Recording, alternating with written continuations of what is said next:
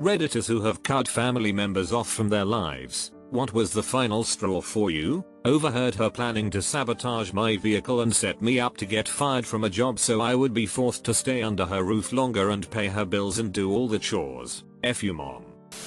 I had been in the hospital for over a month, nearly dying from a rare disorder. My dad had came and spent time with me almost every day, whereas my mom, not even a phone call. When I finally got out and was at home, I called her to update her on what had been going on with me, and she dominated the conversation. She somehow made the entire situation about her and how worried she was, what she would have done if that happened to her, etc. My 2-year-old ran up to me and was hugging my leg, and as I looked down into the eye of my baby, I realized I couldn't even imagine if my baby had just gone through what I did. Not visiting, not calling, and making every conversation about me. That was pretty much the last time I ever talked to my mom. My sister had already cut mom from her life, and that moment was when it dawned on me mom really doesn't care about us. She doesn't actually love us. A loving mother would never have treated their children the way that woman treated us.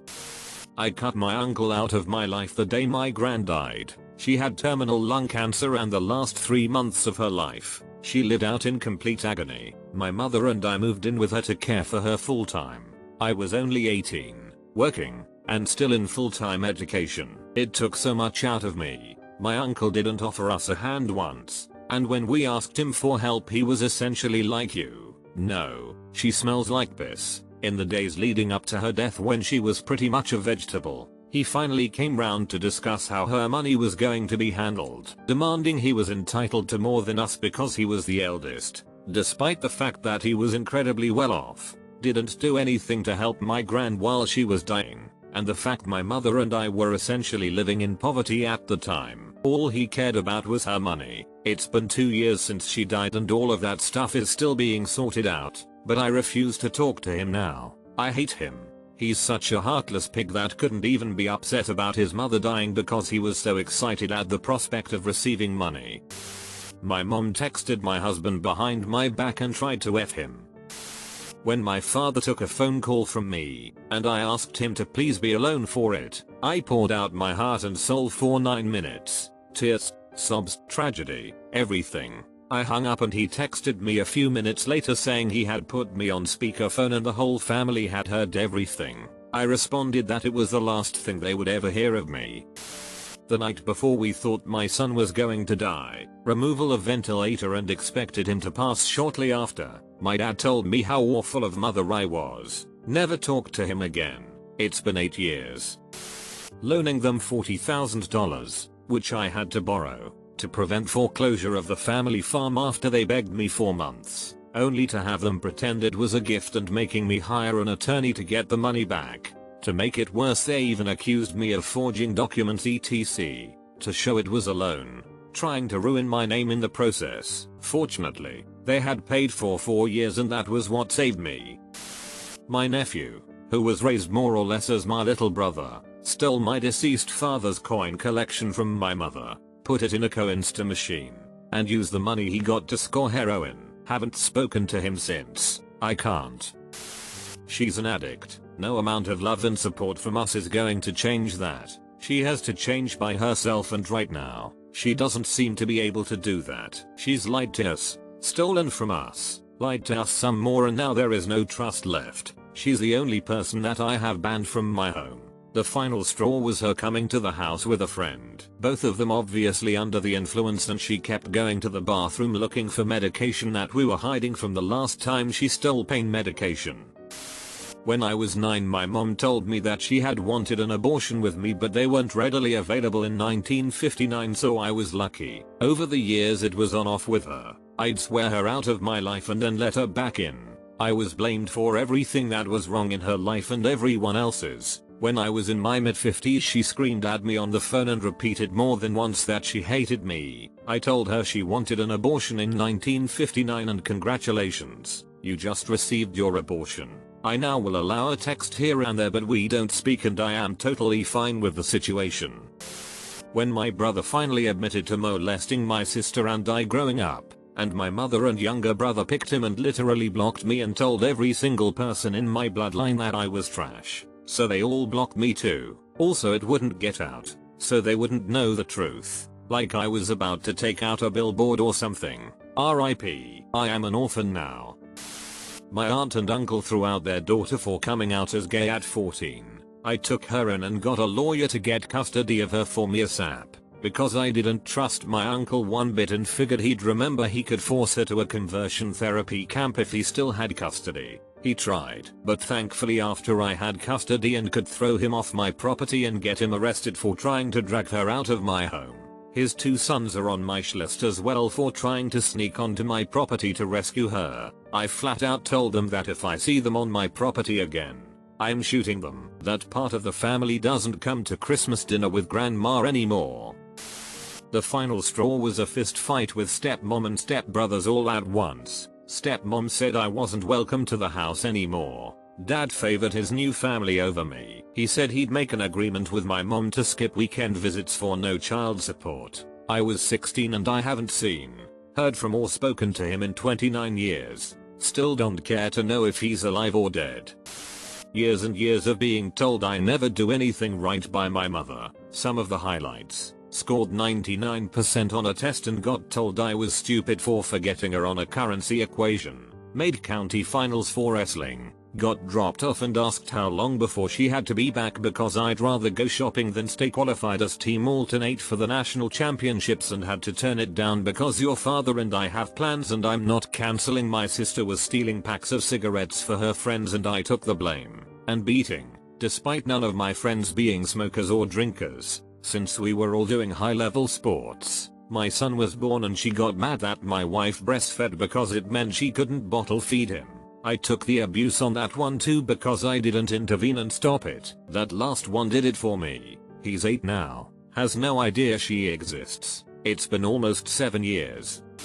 I haven't cut off contact with my family but we don't talk as much anymore. I've always been the black sheep of the family. You realize they just don't like you when you're around by the way they speak to you. My family is very condescending towards my decisions, ways of thinking. Everything I do is wrong in their eyes and they themselves can do no wrong. Sometimes you just have to realize you will never win over people. Even if they're family, it's better to leave in those situations if you find your mental health is far healthier when they're not around. Technically my mum did the cutting off part. But when I was little my dad kidnapped me and my sibling abroad just to get back at my mum. The mastermind behind it all was his Siavamantha. I know people throw this word around but she was a true psychopath. Me and my siblings spent about a year in a house with that bee being constantly psychologically and physically abused by her. As my dad drank himself into a coma, my mum eventually got us back and we never spoke to them since. Sometimes I wonder if she's dead and think about defacing her grave and pissing on it. My son got his back sliced when he fell off a landscaping wall in their backyard. Found out they didn't watch him at all, so he sat in their backyard crying, freaking out, and bleeding until they brought him back to our house. Didn't even notice or care that something was wrong with him. They just dropped him off. I immediately helped my son with medicine and bandaged him up, left him to my wife to care for. Then went to my parents' house to show what had happened with pictures and yell at them. They denied any fault for what happened and tried to say he was like that before he came over. I told them they're not allowed to see my kids unless it's at my house when I allow them to be there. They were all up in arms about that, saying I'm using the kids against them and trying to manipulate them. To which I responded, I don't trust you with my kids. You neglected them and one got severely hurt. There will not be a next time as there shouldn't have been a this time. I'm not using them, I'm advocating for them, and I'm not letting them stay in the care of people who let one be injured, crying and bleeding alone with no one to care for him. I'm not being manipulative, you're being neglectful and entitled. And if you don't see a problem with your actions then I'm not interested in having you in our lives anymore. Haven't talked since. My dad stopped talking to me because he found some shit I wrote 40 years ago when I was 10 and pissed off that he abandoned me and my sister.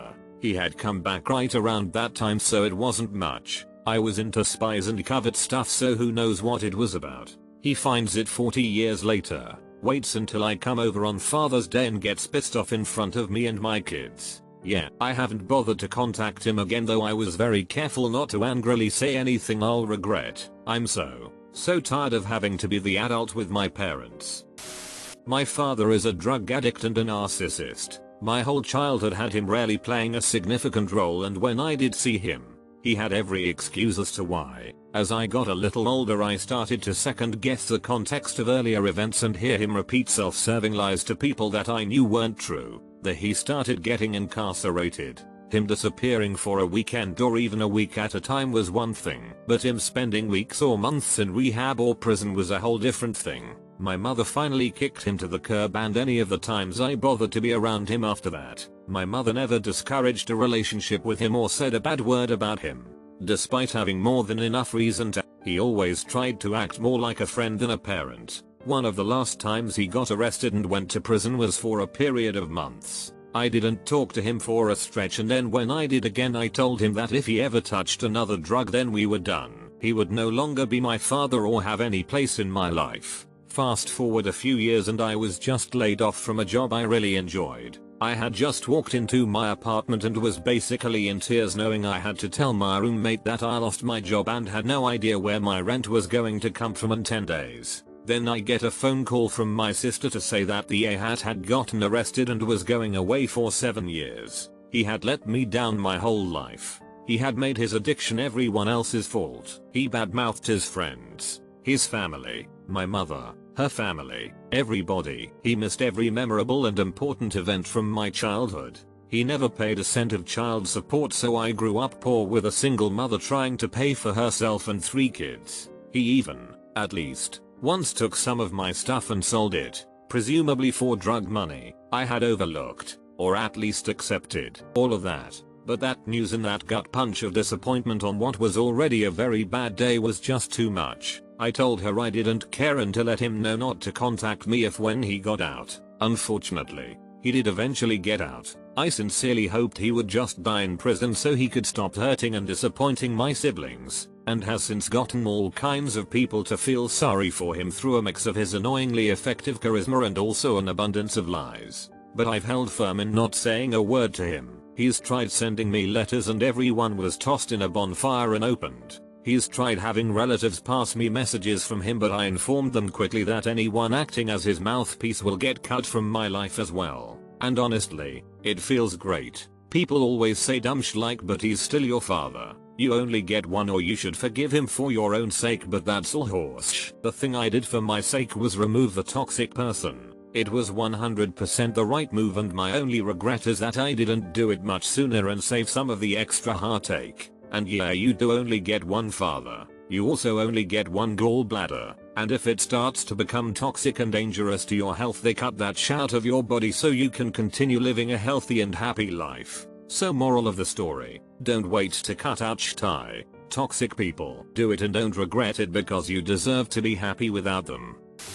My father told me he would prefer me to be the dying and the most miserable person on earth as long as I was religious rather than being happy, successful, and myself. My mother just sat there and nodded in agreement. I grabbed all my stuff and left that night. I cut my family off when they continuously invited my ex to family gatherings and so on. Despite the fact that the relationship had ended 3 years prior to myself and my so having our daughter, who is now 10 years old, my family have never met her and have made no attempt to try either.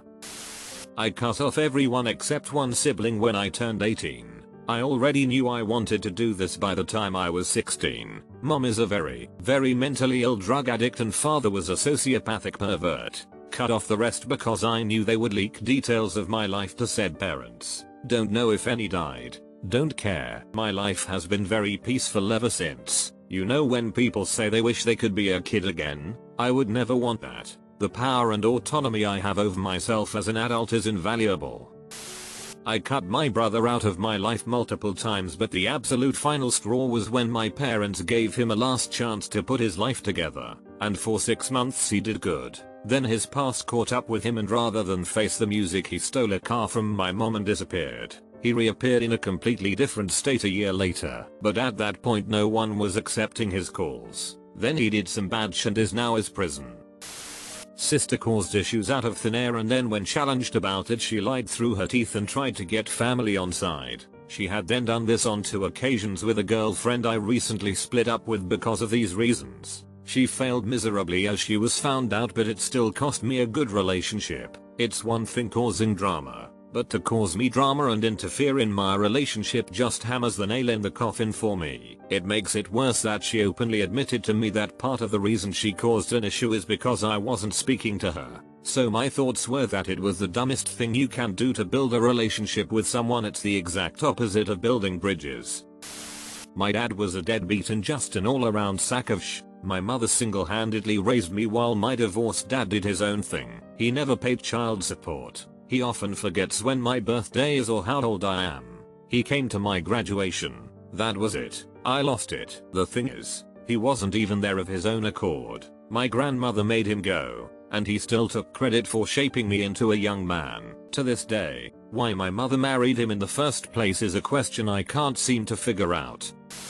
Some of my cousins because they lied to my mother regarding a musical instrument of mine that they decided to steal. The truth of the matter is if they asked, I would have sold it to them pretty cheap, but the lying and taking it without my permission is the kicker. The sad thing is that I'm one of the few family members that was on their side or at least would hear them out, as they are considered black sheep of the family by other family members and looked down upon.